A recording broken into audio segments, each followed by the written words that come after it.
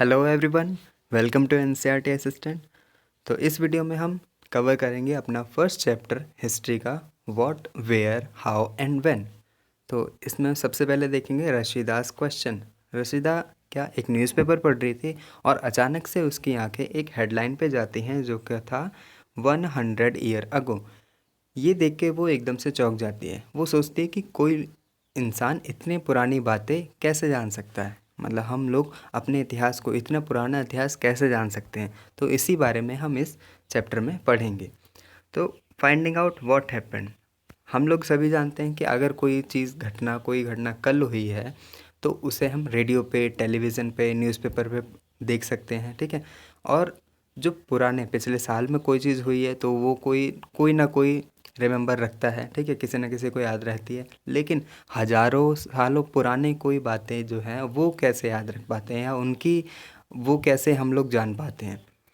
तो इस बारे में जानते हैं।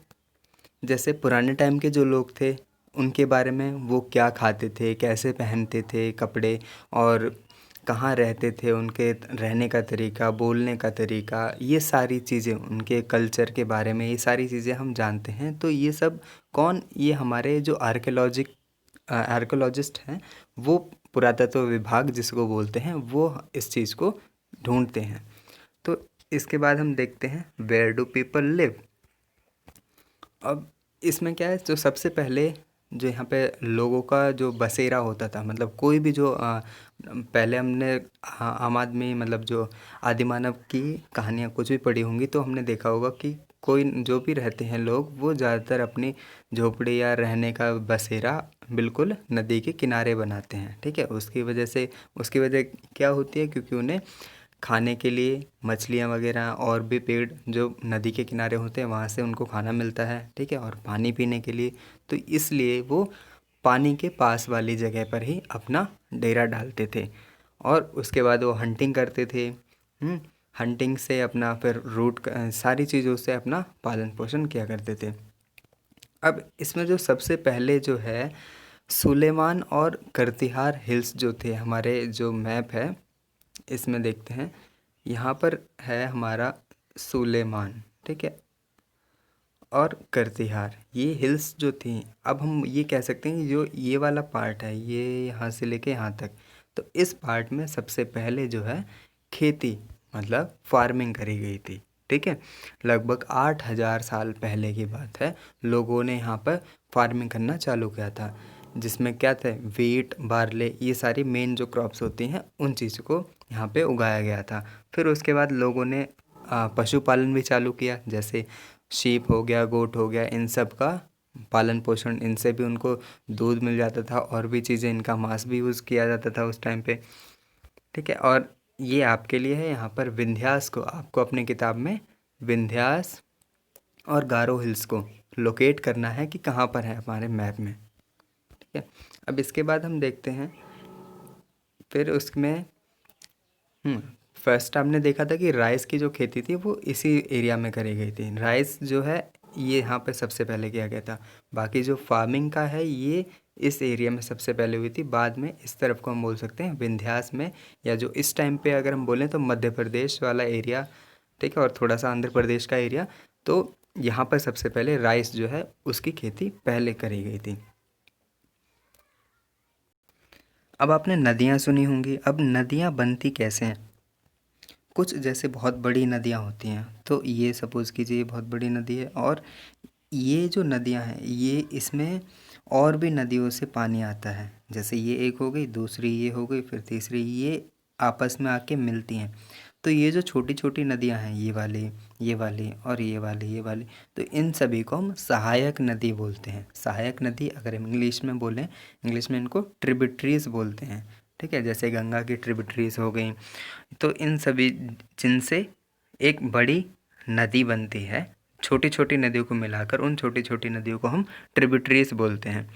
तो लगभग 4700 ईयर्स अगो क्या हुआ था, जो शहर हैं वो बसने चालू हुए थे। और लगभग 2500 साल पहले लोग गंगा के किनारे लोगों ने रहना चालू किया था। जो शहर थे वो उनका, मतलब विकास होना चालू हो चुका था। मतलब धीरे धीरे बस्ती से लोग शहर में, मतलब डेवलपमेंट धीरे धीरे बढ़ता गया।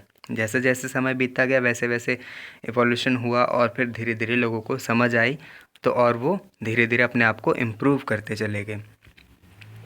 आपके लिए ये टास्क है कि आपको गंगा नदी और उसकी ट्रिब्यूटरीज़ को है, मतलब ट्रिब्यूटरीज़ को मैप में लोकेट करना है। आप अपने आप से देखिएगा और हमें बताइएगा कमेंट सेक्शन में कि आप कर पाए या नहीं। अब पुराने टाइम में क्या होता था, ये जो रिवर है गंगा को मगध बोला जाता था। ठीक है, मगध जो आज के टाइम पे बिहार में है। ठीक है, तो जहाँ का राजा जो था वो बहुत ही शक्तिशाली था और उसका जो साम्राज्य था वो बहुत ही बड़ा था। वहाँ के जो किंगडम था उसके जो मतलब और भी राज्य मतलब पार्ट्स थे, अलग अलग कंट्रीज़ में थे अपने मतलब भारत में अलग अलग जगहों पर उसके जो किंगडम था वो था वहाँ पर भी, मतलब वहाँ पर भी वो रूल करता था। Throughout people travel from one part of the subcontinent to another. अब लोग पहले के टाइम पे क्या करते थे, एक जगह पर ज़्यादा टाइम तक नहीं रहते थे। जैसे सपोज़ कीजिए लोग यहाँ पे रह रहे हैं, फिर कुछ टाइम बाद यहाँ से फिर वो कुछ थोड़ी दूर जाके रहेंगे। क्योंकि क्या होता है, ये आसपास के एरिया समय समय पर जैसे जैसे मौसम बदलता है तो वहाँ की जो कंडीशन है वो फेवरेबल नहीं होती। फेवरेबल मतलब हमारे लिए उचित नहीं होती। तो उस चीज़ को, उस जगह को हम छोड़ के दूसरी जगह पर जाना पसंद करते हैं। तो लोग ऐसे ही पुराने टाइम में ट्रैवल करा करते थे, जगह से जगह अलग अलग जगहों पे जाया करते थे। ठीक है, तो इस ये वजह इसी यही थी कि वहाँ पे जो एक टाइम ऐसा आता था साल में कि उन्हें वो जगह छोड़नी पड़ जाती थी। जैसे बहुत से रीज़न हो सकते हैं, जैसे डिज़ास्टर आ जाए, सूखा पड़ जाए, बाढ़ आ जाए, कोई भी नेचुरल कैलेमिटी हो जाए, इस वजह से उनको जगह छोड़नी पड़ती थी।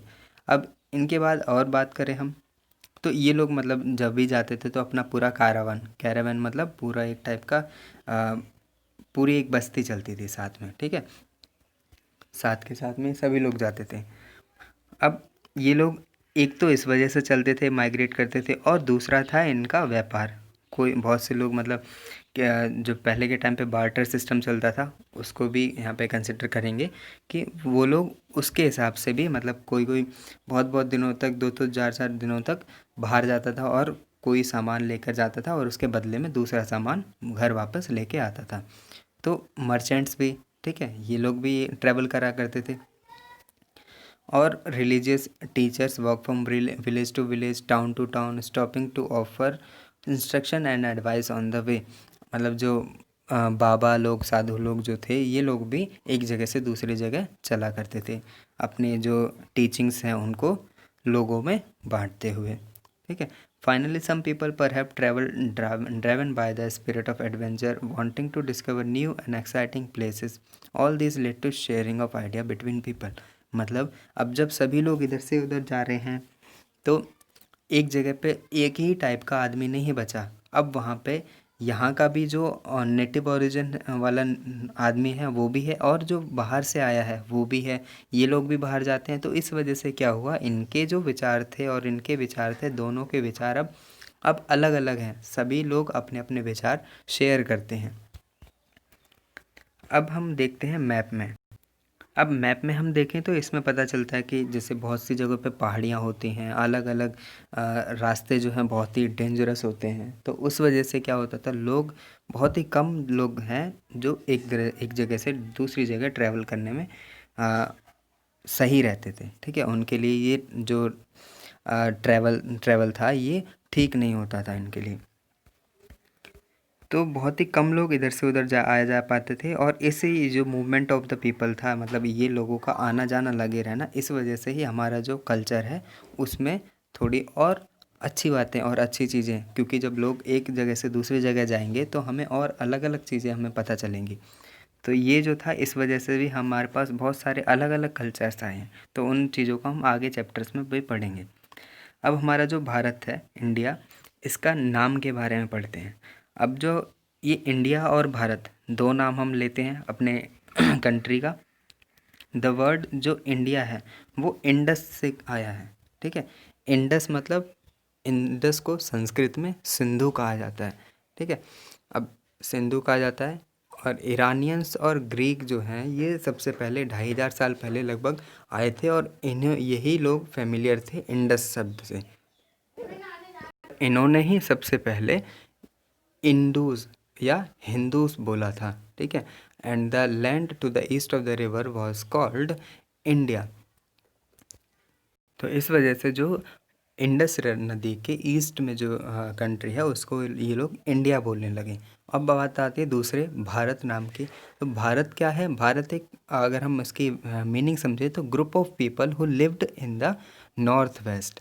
अब जो ये नॉर्थ वेस्ट में जो लोग रहा करते थे उनको भारता बोला जाता था हिंदी में, जिसको ऋग्वेद में भी जिक्र करा गया है इसका, ठीक है। और the earliest composition in the Sanskrit, Rigveda को जो माना गया है बहुत ही पुराना जो कंपोजिशन है संस्कृत का, लगभग 3500 साल पुराना है, ठीक है। Later it was used for country. अब ये जो भारता है ये भी हमारे बाद में इंडिया को इंग्लिश में और दोनों ही नाम हमारे कंट्री के हैं, ठीक है। अब finding out about the past, there are several ways of finding. अब किसी चीज़ का हमें या किसी देश का इतिहास जानना है तो उसके लिए बहुत सारी चीज़ें होती हैं, जैसे वहाँ के हैंड रिटन, ये मैन्यूस्क्रिप्ट्स। मैन्यूस्क्रिप्ट क्या होती है? जो हम हाथों से लिखा करते हैं। अब जो पुराने टाइम के लोग थे जैसे ये है, ये उस टाइम की लिपि बोल सकते हैं और ये हाथों से लिखी गई है, इसे बोलते हैं मैन्यूस्क्रिप्ट। लैटिन वर्ड से आया है, मैनू का मतलब होता है हैंड और स्क्रिप्ट मतलब कोई भी चीज़ लिखी हुई होना। अब they were usually written on palm leaf, जो पाम लीफ होती थी, ताड़ के जैसे पेड़ बोलते हैं, उसके ऊपर लिखा जाता था। और prepared bark of a tree known as the birch which grows in Himalaya. ये जो पाम का पेड़ है, पाम की जो पत्ती है, इसके ऊपर लिखा जाता था और ये ज़्यादातर हमें हिमालयस में मिलती है। Over the year, many manuscripts were eaten by insects, some were destroyed, but many have survived. अब क्या हुआ, जैसे जैसे समय बीतता गया, अब किसी पत्ते के ऊपर या और किसी लकड़ी के ऊपर हमने लिखी हुई है तो वो क्या, जैसे जैसे समय जाएगा बीतेगा तो उस पर कीड़े मकोड़े लग के वो उसे डिस्ट्रॉय कर देते थे, ख़त्म भी हो जाती थी वो। तो इस वजह से कुछ जो थी वो सरवाइव कर जाती थी। वो कौन सी थी? वो थी जैसे किसी ने उसे लोहे के ऊपर भी लिखवाया हो, किसी पत्थर के ऊपर लिखवाया हो। तो बहुत से राजा ऐसे भी हुआ करते थे जिन्होंने स्तंभ के ऊपर मतलब या पिलर्स के ऊपर अपनी जो भी टीचिंग्स हैं उन्हें लिखा है या जो नियम्स हैं उनको लिखा है, तो ये उनके लिए फ़ायदेमंद हो जाता था कि सालों साल उन पे कोई भी असर नहीं पड़ता था, ठीक है। अब जैसे रिलीजियस बिलीफ हैं, अब इनके बारे में, अब ये सारी मतलब किताबें होती थी जैसे मेडिसिन की, साइंस की, ये सभी क्या थी, पुराने टाइम में लिखी गई थी संस्कृत भाषा में और प्राकृत में भी लिखी गई थी। प्राकृत लैंग्वेज मतलब जो ऑर्डिनरी लैंग्वेज होती है, आम आदमी जिसको समझ सकता है, ठीक है।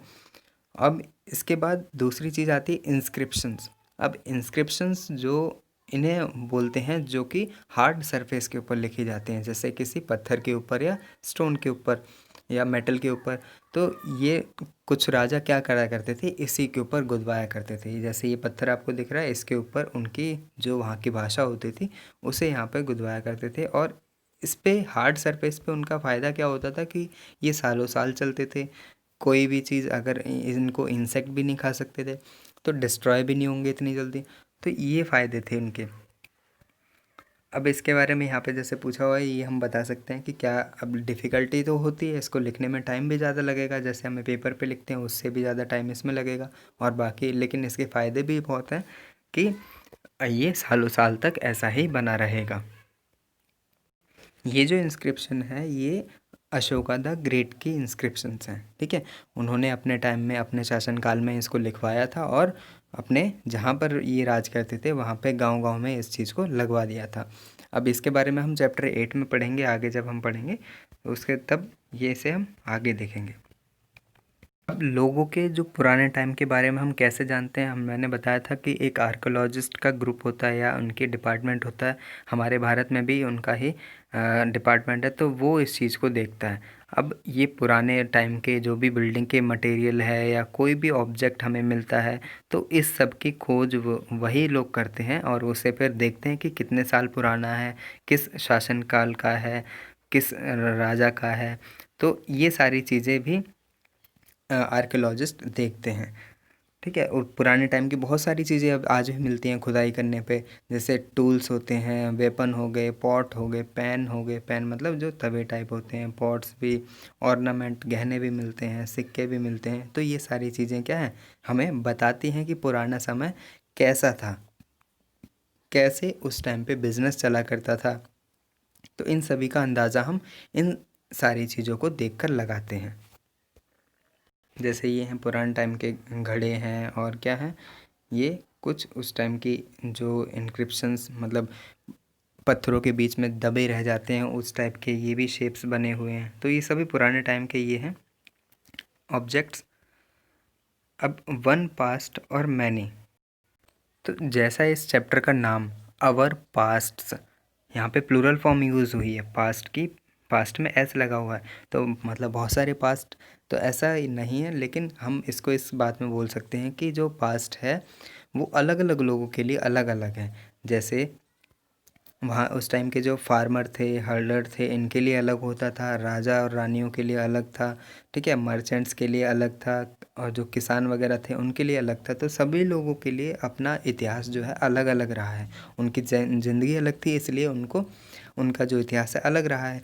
अब जैसे अंडमान आइलैंड में जो लोग रहते हैं उनका फिशिंग, हंटिंग, ये लोगों का भी कल्चर थोड़ा अलग है।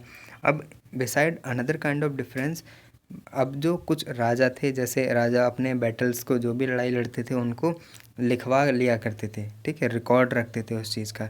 लेकिन जो ऑर्डिनरी पीपल हैं, जैसे वो हंटिंग करेंगे, फिशिंग करते हैं, तो ये लोग अपना कोई रिकॉर्ड नहीं रखते थे कि हाँ भाई मैंने आज 5 मछली पकड़ी, कल 10 पकड़ी थे, ऐसा कुछ नहीं था। तो इस टाइप में डिफरेंस है, सभी लोगों की जो जीवन काल रहा है पुराना, उस सभी में डिफरेंस रहा है। अब हम डेट्स के बारे में पढ़ेंगे, लास्ट है हमारा ये, इसमें देखेंगे डेट्स। अब कि डेट है क्या। अब हम जो नॉर्मल जो बोलते हैं 2000 ईयर, कोई भी मंथ और ये, तो इसको हम कहाँ से काउंट करते हैं। तो इसको जो है काउंट करने का या मेज़र करने का तरीका ये है अपने जीसस क्राइस्ट का, ठीक है। उनके जो बर्थ डेट थी उसके लेकर उनकी मतलब बिफोर जीसस क्राइस्ट और आफ्टर जीसस क्राइस्ट। तो यहाँ पे एक होता है BC जिसको हम बोलते हैं। सो जो 2000 means 2000 year after the birth of Christ. All dates before the birth of Christ are counted backward and uses have letter BC। अब हमने सुना होगा 16,000 BC ऐसे करके, 1600 BC सॉरी। तो इस ये जो BC है इसका मतलब होता है बिफोर क्राइस्ट। इतिहास में जो है हमने जो जीसस क्राइस्ट हैं उनके जन्म से लेके, अब उनका जन्म जिस दिन हुआ था, इस तरफ सपोज कि ये जैसे है, ये है उनके जन्म की डेट। अब इस इधर जो डेट्स आएंगी उनको हम बिफोर क्राइस्ट बोलते हैं। अब इधर जो आएंगे उनको जो हम आजकल नॉर्मल ईयर्स बोलते हैं वो चल रहे हैं, ठीक है। तो ये अपना डिफरेंस था। आप यहाँ पे भी देख सकते हैं AD मतलब एन डोमिने, मीनिंग इन द लॉर्ड यहाँ पे है। अब अभी जो मैंने बताया कि ये जो अगर हम मानते हैं कि ये इस तरफ जीसस क्राइस्ट के यहाँ पे अगर ये बर्थ डेट को हम कंसिडर, ये वाले एरिया, ये वाला एरर जो होगा वो बिफोर क्राइस्ट, ये वाला होगा AD मीन्स एनो डोमिनी, जो उनके बर्थ के बाद का टाइम है, ठीक है। जैसे यहाँ पे लिखा है meaning in the year of the lord Christ, that is Christ. So 2012 can be written as AD 2012। जो अभी जो भी चल रहा है हमारा 2020, तो इसको हम बोल सकते हैं AD 2020 एनो डोमिनी। इसको भी हम जीसस क्राइस्ट के जन्म के बाद को बोलते हैं। हमारे भारत में जो है ये जो इस टाइप का डेटिंग फॉर्मेट है, इसको लगभग 200 साल पुराना ही है ये, ठीक है। अपने इंडिया में पहले इतना ज़्यादा नहीं किया जाता था, क्योंकि ये जो भी ये फॉर्मेट है ये ज़्यादातर क्रिश्चियन एरा में किया जाता है, क्रिश्चियन जो भी क्रिश्चियन कंट्रीज़ हैं उनमें किया जाता है। तो ये सब था हमारा chapter first, our past history का जो फर्स्ट चैप्टर था वो हमने पढ़ा। तो आपको कोई भी प्रॉब्लम हुई हो उसके बारे में कमेंट करें, वीडियो अच्छी लगी हो तो लाइक करें, और अगर कोई भी दिक्कत है तो डिसलाइक करें। So thank you for watching, bye bye.